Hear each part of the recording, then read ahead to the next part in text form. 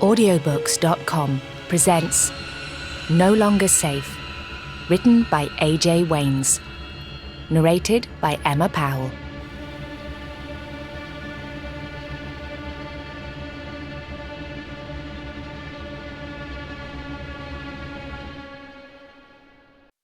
Chapter 1.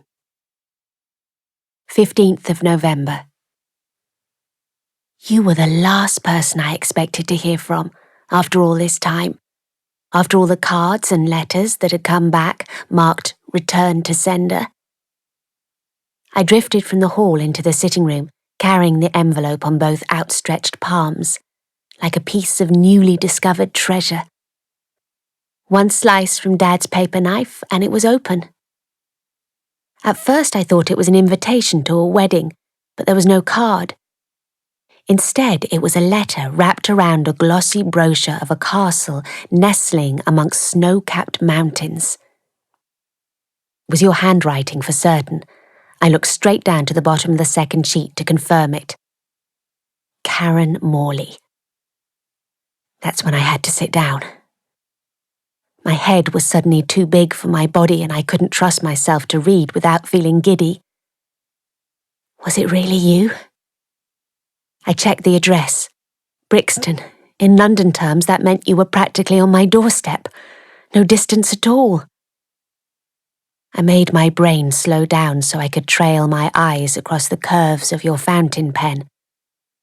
That was a novelty in itself, the personal touch, when nearly everything that landed on our doormat these days was typed.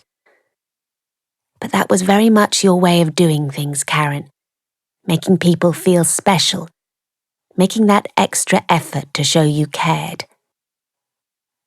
Would be wonderful to see you again. Remembered your birthday. Love to invite you. Important time for me. I read the first part again.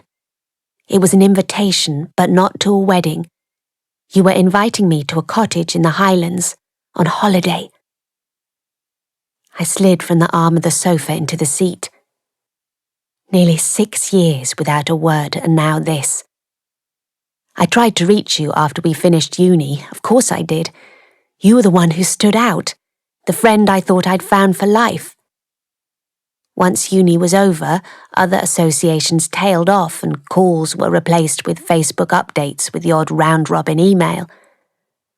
But ours was different. To be honest, I hadn't expected you to fall away like you did, Karen. We'd established a real bond, or so I thought. Afterwards, you moved to Bristol while I moved back to London, but I was certain we'd visit each other. I'd travel one weekend, you'd travel the next. I had my heart set not only on keeping in touch, but staying best friends. I did go to stay with you at the start. Just once, remember? You replied to my emails for a while, sent a cheery card that first Christmas. But then, like the rest, you drifted away from me and I never heard from you again. Until now. I held the letter under my nose. Stupid, I know. Just to see if there was a trace of you left on the paper. Then I held it to my chest and allowed your presence to sink into me again. You were my inspiration, the person I wanted to be. I'd never felt that kind of admiration about anyone before. You brought everything alive and coaxed me out of my shell. With no siblings and a small disjointed family, my only proper relationships were with my parents, and I'd always found them impossible to talk to. It had never occurred to me to bare my deepest feelings to them. You were different.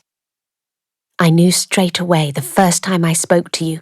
All my doubts and failings came tumbling out because you made me feel so safe, without any sting of judgment. No one had ever offered that to me before. No one else ever seemed to notice when something was wrong. I'd spent most of my life going it alone because I was awkward and shy and people didn't know what to do with me. I brought my hand to my mouth. It must be a mistake. You must have mixed me up with someone else and posted the invitation to the wrong person. That would explain it. This was too much to expect after almost 6 years of silence. It was too big a deal. An invitation to spend 14 days together out of the blue, without any preamble. But then that was you, Karen, always surprising people, keeping us all on our toes.